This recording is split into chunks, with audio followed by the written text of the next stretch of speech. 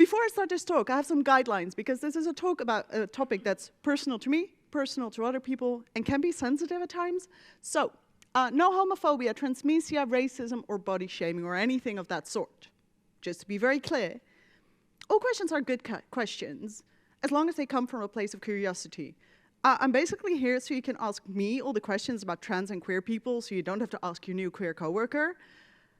But I would like it to come from a place of like respecting curiosity and not be mean or be very judgmental or try to learn new things if that's possible for you. Another thing is, I am a white person from the Western world. My concept of gender, of how I interpret my own gender and how I look at the lens of gender, can be very white and can be very Western-centric. So be aware that different places and cultures have different ideas of gender. I'll try to touch on that, but it's not my own experience. So I only have that third hand, and I have some very good friends in my vicinity who help me with that, but it's not I might not be able to do it justice. So please keep that in mind. Also, gender is a very personal thing anyway, so everyone's experience is different, but especially if, you talk to people from other places, people from indigenous cultures, their experience might differ a lot from what I generally will explain today. Why? This is me. Well, I'm also standing here, and I'll be sitting here shortly, but that's also me at Pride in Amsterdam. I'm a transgender, non-binary queer person. I'm also polyamorous. I didn't put that on there, but I'm that as well. I have a master's degree in psychology. I have a master's degree in gender studies as well. But I now work in IT, and I do things with data. That's why I'm here. Mostly doing like SQL, SSRS, Power BI, SSIS, blah, blah, blah. And I've mostly done that in healthcare, and I've mostly done that in government, which is a lot of fun. I work for the government right now, and they're good employers. They're nice. Besides that I do work things, I also do things in my free time that are not necessarily data related. You could call me an activist. I'm very active online. I used to be very active on Twitter. Not anymore, because it's a shitstorm now. I am on Blue Sky. So you can find me on Geeking the Thing at bluesky.social. You can find me on LinkedIn. You can email me if you like. I also, besides that, I'm like very active, very open about who I am and what my challenges are, and how to maybe, how you can advocate for people like me. I am also an organizer for the queer community. I organize events. I organize talking things, and I really like doing that. And I like standing at events like this to combine all of those. And now I'm going to sit down, but I need, it's a bit high, and I'm not that tall. So this is going to be not a session where I talk and you listen. It's going to be a session that is slightly interactive. Do I want to what? No, I'm good with a high chair, because then I can see you all better. Else I would have asked these lovely people. Have you ever had a Mentimeter talk presentation? Because you can go with your phone, go to menti.com, use the code 44630311, and just put in what you think about when you hear the word gender. You can put in, well, not whatever you like. There's a code of conduct going on. But you can fill in the words, and they'll turn up on screen. So, confused, there's so many, male or female identification, more than two, category, identity, story, sexuality, yeah. This is fun. I always really, really like this, how this works. Yeah. Women, female, unsure, non-binary. That's cheating. I mentioned that word before. How do I ask? That's a very good question. We're probably gonna get back to that. Subjective, yes. Sorry, I had to. Personal perception. Yeah, it's sometimes hard when it moves because I can't see what the new word is. Identity and male and female are getting bigger. Fluid. Yeah. Personal journey. I do use the word journey sometimes, but it's not my favorite because it sounds very like there's a certain start and end point and it's ongoing. Thank you all so much. Should it matter? That is a very good question. I have an opinion on this, but we're going to talk about it and we're going to see, because sometimes it does and sometimes it doesn't. It depends, which is a very famous answer. This is lovely. Thank you all for filling this in and to see the tool works. I have some more interactive stuff going on later. And I'm going to put these slides up, so this will be up there as well, so you can, say, hey, I helped making this word cloud. So why are we talking about this? Because, why would I have a talk about gender and LGBTQIA people on a tech conference? Well, 20% of all people are not completely heterosexual. If you go to polls, this is from a very recent one. I have links to the things I refer to in the end. So and the slides will be online through the SQL Bits conference. So I have links to this study. If you ask people how they identify, there's people who identify either as gay or lesbian or queer or bisexual or not completely straight. That's about 20%, so that's a lot of people. And 1 to 3%, depending a bit on how you ask what questionnaire, of all people are not completely cisgender. And cisgender people are people that identify with the gender they were assigned at birth. I'm gonna get into that in a bit later. But 1 to 3% of people are not the most happy with the gender they were assigned at birth. Another thing is that very often, when I join a company, I'm very often the first non-binary person. And I'm also disabled, but that also means that people will ask me many things about either gender or sexualities or disabilities. And I'm not your one-stop shop for all things, diversity. I don't mind talking about this, but if you want me to talk about this, you better pay me. Because, that's consultancy, and that's important. And it also goes for if you get a new coworker, please do your own research, ask other people, maybe ask your friends, ask me, that's why I'm here. But don't dump it all on the new person in your company, please, because that's not their job. They're also just there to work. And the last thing I really want you to take home with you, it's not a problem if you make mistakes. Everyone makes mistakes. I misgender myself on a regular basis. And then I say sorry to myself and I move on. And that is the thing you should do. If you make a mistake with a pronoun, or if you say ma'am to someone if it's a sir, it's not the end of the world. It all depends on how you deal with it after. And if you make it a very big deal, that can be even harder for the trans or queer person to deal with than if you just make it just say sorry, I didn't mean to, dear madam or sir, depending on what it should have been. So that is why we are talking about this.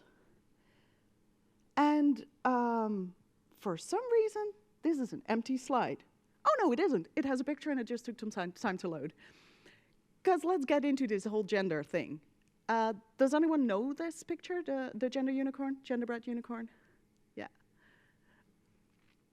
This is lovely. This is a lovely resource in many, many, many languages. I've used the Dutch one before. I had the German one before for another talk. So go to the website, transstudent.org/gender. The link is in the end of the slides. That was not my beep, right? No, okay, good. Because it's in many languages, and sometimes these things are harder to do in a language that's not your own. Because I might trip up over words because I'm Dutch, and English is not my native language. Gender basically exists on multiple spectra. So you have the identity. The identity is basically how do you feel inside? Who do you feel that you are? And you can either feel like a woman, or you can feel like a man, or other words that are related to that, or you can feel like something else. And all those things can exist on multiple spectra. You can feel very much a man and very much not a woman. Or you can feel very much a man and also very much a woman and also very much other genders, like something else, or just something else, or halfway. All of those things are possible. Very often, of course, people are cisgender. That is the thing that is most common. That's about 97% of people. So people are born, and at birth they think, I think that's a boy if I look between the legs. And that person grows up and they still feel like they're a boy. But, sometimes that is different. Sometimes that changes. And then, they end up somewhere else on the spectrum. That's how you feel inside. The second thing is, how do you express yourself? What clothes do you wear? Maybe sometimes also, how do you behave? That's your expression. For example, you can look more feminine or more masculine. We have clothes and we sort of ascribe gender to clothes. I don't really follow that logic, but, dress is seen as a more feminine thing. But that's not necessarily related to your identity. However you identify doesn't have to be related to how you express yourself, to what you wear. I can wear a dress, I can wear a suit, I can wear whatever I want. It's not going to change the fact that I am non-binary. That's how I identify. I already touched on this. It's what you were assigned at birth. You were born, your parents or your doctor looked at you and was like, ha, that is a boy or that is a girl, usually. It does happen, and I think that's also about 1 to 3% of the cases, that it's not that clear. I'm going to talk about genitalia. I hope that's okay with you. Please don't report me to the Code of Conduct people. Sometimes the genitalia are not as clear that it's necessarily a boy or a girl. Those people are intersex. It might be like a genital thing. It might also be a chromosomal thing, and then it's usually found out later. But that's a whole complicated thing, and I'm not a doctor. I'm not the best at explaining that. But there's people where the biological thing doesn't fit in one of two neat boxes. It used to be the case that kids that were born with like ambiguous genitalia, that they were surgery upon, that they were operated upon.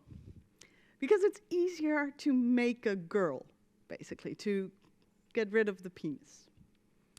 That can lead to many issues in life. For example, if someone like grows up and turns out that they identify as a boy, and then they don't have the parts anymore. That can be very complicated. It can be very hard, especially because those surgeries were often done, of course, without the infant's consent, because they were like just born, sometimes even without the parents' consent, or with a lot of push towards the parents, like they were pushed to have that surgery done on a child because it would be easier, and there's not that many kids like this, so we can't have you talk to other parents who've gone through this because we don't know them. This has changed a lot. There's more informed consent of the parents. Very often it's told like, hey, we don't know, you won't know how your child will identify. Please be open to that. If they decide they want surgery later, we can all do that later, but have them decide for themselves. You just won't know if your child will be a girl, a boy, non-binary, something else, or if they will be gay or heterosexual or bisexual or anything else. You just won't know it because things are complicated. That's the whole gender thing. Are there any questions about that? Because I gave you a whole lot of information now. How would I define the word gender? That is a very good question. I can go all Judith Butler on you and be like, gender is a construct. It's a thing we agreed upon amongst the group of people on how we divide certain people. You're breaking that up, right? Yes. We need to identify identification. Yes. But that's... I identify as male or woman or something. Yeah. That's a category. Yes. We are trying to break up. Well, no, you're allowed to have categories. You're allowed to be like, I'm a man. That's allowed. If you feel like a man, you feel like a man. That's completely fine. But how do I know how it is to feel like a man? I don't know. Me neither. Yeah. How it is how to feel like me. That's very good. Yeah, I also know how it feels like. There's like, it might for some people, I don't mention this. Can I get back to you in a bit? Because I didn't repeat the question. We're talking about what even is gender? That's basically what you're asking, right? Yeah, this is a very good question. I don't know. My feeling of gender is very, and there's people who feel very strongly like they're a man or they're a woman, and they feel very strongly about this. I'm not that. For me, No, it doesn't. I'm very sorry. I just made all your graphs much more complicated. What was just said is that we as people need to label things, and like I said, I'm a psychologist. That's my background. That's what we do, right? We see someone and we label them. That's just what we do. That's how our brains work. That's how we're wired.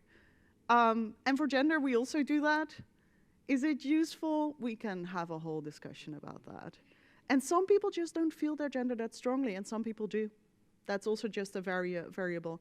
You also had a question. Yes. How do you distinguish between the masculine and the man, so to speak?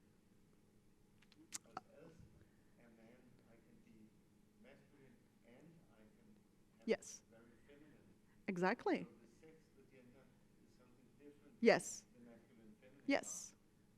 Exactly. Often confused. Are they confused or do you confuse them? I'm sorry. I strongly, You correlate them. I disconnect them. Oh, you disconnect them. Yeah? But as a way of talking, so to speak, Yes. there's a difference there too. Yeah. We are still caught up in a polarity. Yes. We're still caught up in the binary. Yes. Yeah. It's a bit hard to repeat the question, or the question, the comment, that it's very hard sometimes to detangle the female from the feminine, from the woman, basically, and that also on the other side. That is hard, and it's sometimes, it is something you have to get used to, I think. I think there's not a, it is difficult, yes.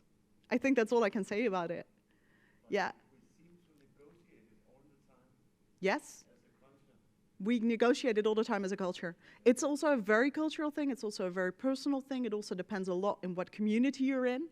And there's communities where more non-conforming behavior, like gender non-conforming. So you identify as a boy, but you wear very feminine clothing, where that's completely fine. And there's places where it's not. I am going to go on to the next part, though, because we're also attracted. Most of us are attracted to people. Not all of us. There's aromantic people who are either not emotionally or physically attracted to others. I am not on the asexual, aromantic spectrum, so I can't speak for that. If you want to know more about that, please look up other resources, because it's a complicated topic, and it's not as simple as just lack of. It is more complicated. Most people are physically attracted to either men or women, or sometimes other genders. And everyone is somewhere on that scale. Some people like women more, some people like men more. Some people also like people who fall in between all the other genders. Some people don't. That is all fine. That is what you're physically attracted to. That can be different from what you're romantically attracted to who you want to form like relationships with, love relationships with mostly. You can also talk about friendship, of course, which is a bit different again. I think we all know or I'm not sure. There's this acronym, MSM, men who have sex with men, which can very well be men who are married to a woman and have a very happy marriage with her, but they also like to have sex with other men. And there's a reason they use that acronym, because there's certain like health considerations, certain STD tests that might be handy to take. And if you say this is just for gay men, those men who also have sex with other men but don't identify as gay might not go to those screenings, while it might be useful for them to, catch things earlier. This can also differ. And it can also, with all these things, except the sex assigned at birth, because that's a one-time thing, identity expression and also what you're attracted to, either physically or romantically, can change over time, just to make it more confusing for all of us. And for the person themselves as well. Like, it can be very hard if you're in a relationship with a guy and you love him a lot, and then you slowly start to be less attracted to men and more attracted to women. That can be very rough. And sometimes these things shift over time, and sometimes they shift back, and sometimes they don't. It happens. Are there any questions about that part? About like the relationship-y side of things?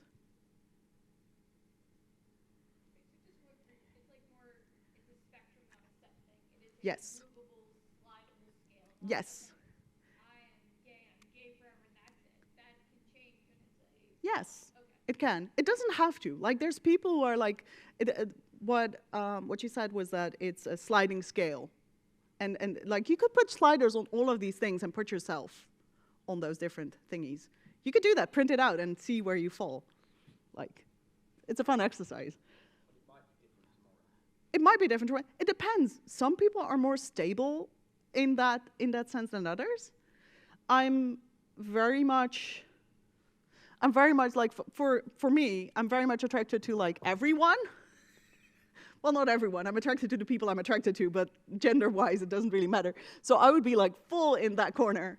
Sometimes it differs a bit, but never that much. But yeah, it could be different tomorrow. And I know people who have like shifts like that, like every 6 months, where it like radically shifts. That's rough. for those people and for the people they're in relationships with, but they find ways to deal with it. Umbrellas. We like umbrella terms. We gender people like umbrella terms, especially rainbow umbrellas. This is a bit of a simplified picture, but just to give you some perspective. You have transgender people. Transgender people are people who don't identify with the gender they are.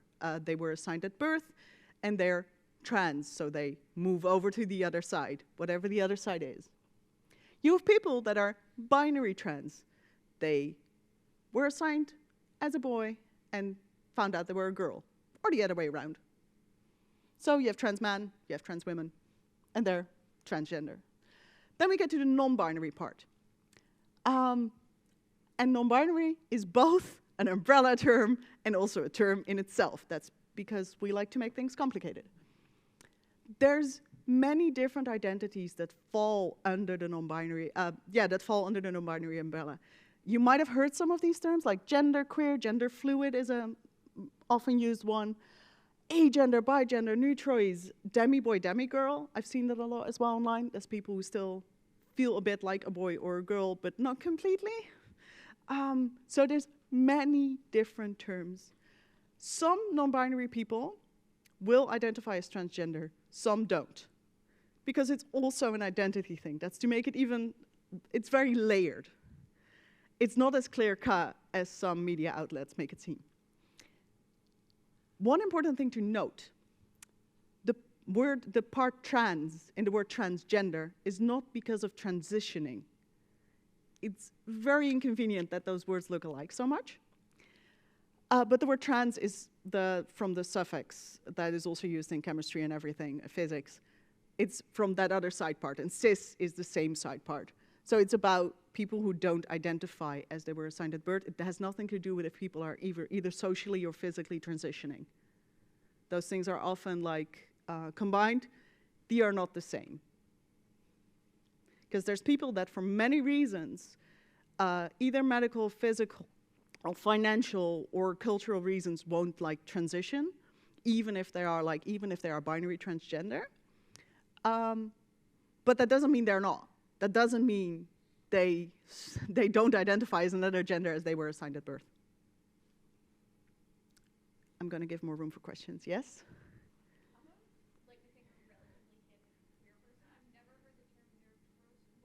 Neutroids. I've never heard that yet. I think it's also a term I don't use. Do your own research. I have some links that have like all the terms in the end of the slides. I think it's someone who doesn't identify with gender at all. I think it's on that spectrum. Like, there's people that are just like I just said, my gender feels are eh. There's people who don't feel gender.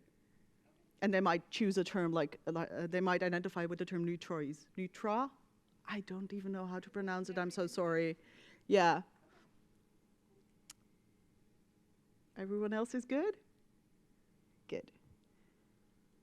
So what about the other letters? I think most of us know most of the letters. LGB, I put them in one thing because those are the most famous ones. Lesbian, gay, and bisexual. The T is for transgender. The Q is for queer. Sometimes also for questioning. Sometimes there's like 2 Qs. The I, you get points. Intersex. The A, asexual or ally, or aromantic is also yes. To us. To spirit. That's one that's often used mostly in Canada, and also sometimes in the US. It's one we use in Europe. We don't really use it. I did want to mention it. Usually it's put in front of all the other letters. It's people that either identify as trans or outside of the binary, or sometimes even that don't identify as heterosexual but are gay. It's a very broad category. It really depends on the tribe people are from. And I think we don't really include it in like Europe. Maybe we should. I'm not really sure because I also don't want to appropriate the term, but I did want to mention it because especially in like an international audience like us, it's something you can encounter, and it's a term that should not be used by white people. It should be used by indigenous people, or should be, they don't have to. But it's a term just for indigenous people who identify not as cis or straight, usually. But it depends. And here are the words. Yes, I think we mentioned all the things. Yes, go us. I know the words, but what does it signify? What's the difference between queer and Ah, that is a very good question. Yeah. Lesbians are women who love women, usually. Gay men. Gay is also an umbrella term sometimes. Gay are men who love men. Women also can call themselves gay, so it's women who love women. Bisexual people, there's lots of discussions about this online. we don't exist? Exactly. We don't exist, and we like to go for both sides. Bisexual people tend to like people from their own gender and another gender, or multiple other genders. So very often it's people who like both men and women, and sometimes they also like people who are in the non-binary spectrum. Transgender people I spoke about, so that's clear, I suppose. Queer is also a difficult term. Not a difficult term. For me, it's not a difficult term. It's an umbrella term. It can be used as an umbrella term, but it's also a very political term. So usually it's used by people either that are actively stepping outside of the heteronormative society, who actively say, hey, that is not a thing I agree with. I prefer to be outside of the heterosexual relationships that are common in my life, common in the world. I very actively oppose that, or oppose might be a hard word. It's actively not something I choose for myself. It's also been used as a slur in the past. So there's people who are either gay, lesbian, something else, who don't like to use that term, don't like if that term is used for them. It's a term I use for myself. It's not something I will usually put on others. I might talk about the queer community in a broader sense. And that's people who have made the choice, have decided for themselves, have figured out for themselves that they're not heterosexual, that they might not be cisgender, and that have strong feelings about that. Does that answer your question a bit? Not at all. I'm very sorry. Sorry, I still understand. You can still to try to frame that around queer, if I may. Yeah, sure. I have a teenage child. Now, we all know what teenage children are like. They're angry at work. Yeah. My teenage child is, apologise for my terminology, birth gender male. They don't think that's where they're going to end up. And they've had a relationship with another person, another male. They won't refer to themselves as gay. They refer to themselves as queer.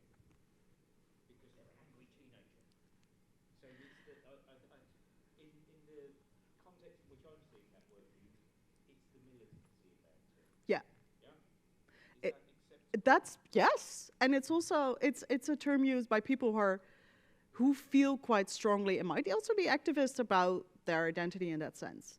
And also maybe push back a bit towards certain stereotypes that are there about lesbian or gay people. Or they might have discovered that they might thought they were lesbian, but they also sometimes like men, and they might also sometimes like non-binary people. And am I then still lesbian? And then queer might feel like a better label. Like, I have a very lovely boyfriend. We've been together for 4 years. And he always thought he liked women. But then he dated me, and I'm not a woman. So one of his exes is also non-binary. So he took a lot of self-searching. He identifies as queer because he's not just into women, as he found out, because he's also into me and other people. I'm going to continue. There's lots of reading on this. So, but it is a complicated term, and it's something that, intersex I mentioned. Agender, asexual, aromantic is people who either don't feel romantic attraction, either don't feel physical attraction to other people, or don't really feel their gender. And two-spirit I also went into very extensively. We have 15 minutes. we're going to skip this. I'm very sorry. We're going to skip our quiz. I had a quiz, but we don't have time. I want to talk about language a bit, because that is a thing we use all the time. And that is also a thing that I encounter most in my daily life, that the language thing goes off, and that can hurt like a bad thing. Usually it's not important if someone is trans. Usually you just talk about men or women or people in general. Usually it's not important. It might be important in some like inclusivity work. It might be important if you go to the doctor sometimes, but usually it isn't. So if you want to use the word like trans man, think about, am I sure I'm meaning trans men, or am I just meaning men? Or am I maybe even meaning people who have a penis or testicles? Same goes for women, by the way. Am I talking about women, or am I talking about people who have birthed children? And if you talk about women, just use the word women and don't think about if they're trans or not or whatever. Pronouns, we have pronoun stickers at SQL Bits, and it made me very happy. So not just for people who use like pronouns that are not he, her, or he, her, she, him. No, my words are off. He, him, and she, her, and they, them. There's also neo-pronouns. Neo-pronouns can be hard. They're pronouns that are sort of like made up. All language is made up, but these words are not in our usual vocabulary. So Caesar is also how you pronounce it if it's with an X. They, fair happens as well in certain communities. Practice is the key here. If you meet someone and they use pronouns that you've not used before, try to talk to your pet and practice the pronouns on them. That might work. Because practice is really the main thing here. Try it out, see how it feels. Also goes for yourself, right? If you're like, maybe I'm not a he, him, maybe that's not how I feel, just try them out. Pronouns don't have to be forever. You can just practice. You can just try them out. Maybe try them out in an online community or in a certain friend group. The most important thing is that you follow the wishes of the person, because you can make their day so much better if you use the correct pronouns. It makes me so happy if I'm referred to as they. And it does really hurt me if people refer to me as she. And that goes for most people who, for most people, period. Because if you use the wrong pronouns for cisgender people, that also tends to like ruffle their feathers a bit, and then you say sorry, and then you continue. And for people who are either transgender and might not always, pass, might sometimes get misgendered, that can be a very harmful thing, and it might be the 10th time that day. But you don't know that, and then they like yell at you. That's not because they're so sensitive about their gender, it's because someone stepped on their toes 10 times that day and you're the 11th. So be considerate of that, and it's not a problem if you get it wrong. Like I get it wrong, to myself, also to others sometimes. You say sorry and you move on. Of course. Yeah. I'm going to repeat this for the people. I'm not sure if I have people online. We do have people online. Okay, then I'm going to repeat it. That if someone leaves their glasses behind, and you don't know who it was, you will say they left their glasses. So outside of the thinking about gender, they is used very often in English anyway. Shakespeare used they as a personal pronoun. Question in the back. Yes.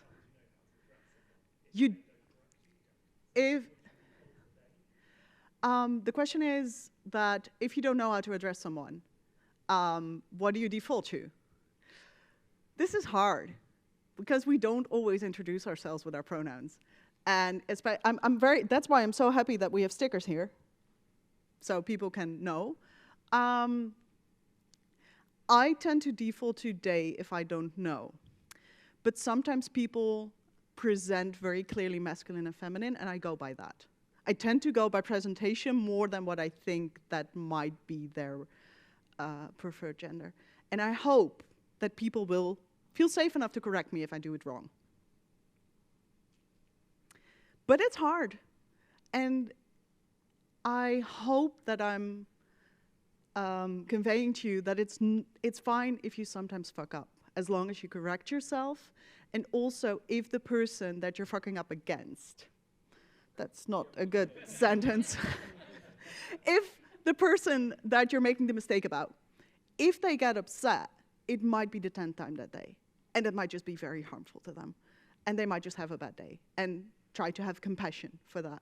Because being someone who's either gender non-conforming, or is transgender, or is non-binary, it can be very fucking rough out there.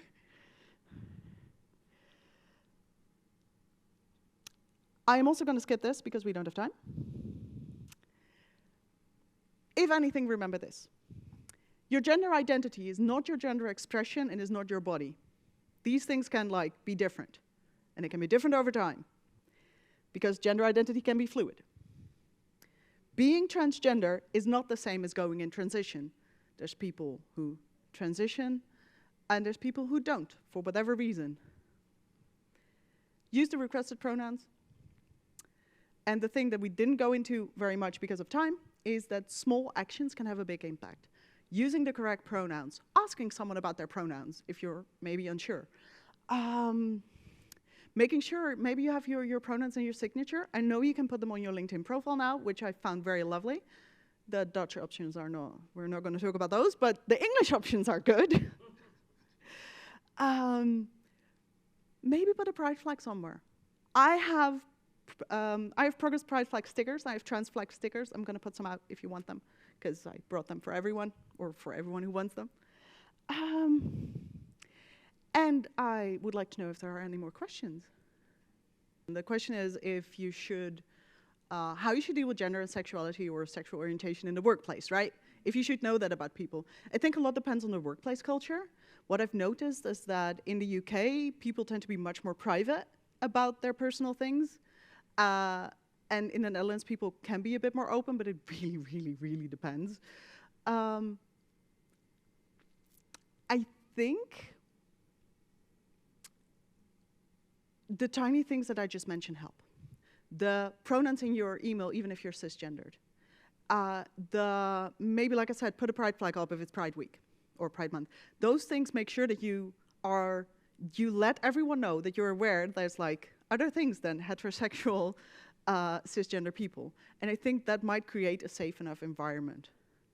And I think the main thing is as well, women also encounter lots of different things than men in especially the tech environment. There have been talks about this, I think also the sequel bits. So being aware of the diversity thing is important anyway, and this is just one other axis. Background is also one. Education level, different levels of ability, and this is just one other axis. So if you're good on those, maybe add a tiny bit, but I think you're good. And if you want to talk about that later, that's all fine too. Because that's also what I wanted to offer. I'm here. I might not be here the whole afternoon, but you can reach me through the Sequel Bets app. You can friend me on LinkedIn. You can ask me questions. You can find me on my email, and I'll share the slides, and so you can even do that later. Are there any questions from the online world? Oh, this slide is ugly. I'm not really sure how that happened. There's links. Click on them if you get the slides later. That's not how it was when I practiced. This is the feedback form. Please fill out the feedback form. I'd really love it if you did. I love that I see all the phones go up and immediately be like, So, this was my talk. I hope you had a good time. I hope you learned something. I hope you're having a lovely day the rest of your day. So, you have one more question. Just a statement. Don't be afraid to ask cisgendered people their pronouns. Yes. Make it normal. Yes. Make it normal to ask. Yeah. You ask them, they'll respond, but they'll make something. Yeah. And don't be afraid to call them out if they say, yeah, oh, the normal ones. Because I've had that happen in groups, and I was like, but what are the normal ones? Yeah. So, thank you very much. This was the end of my talk.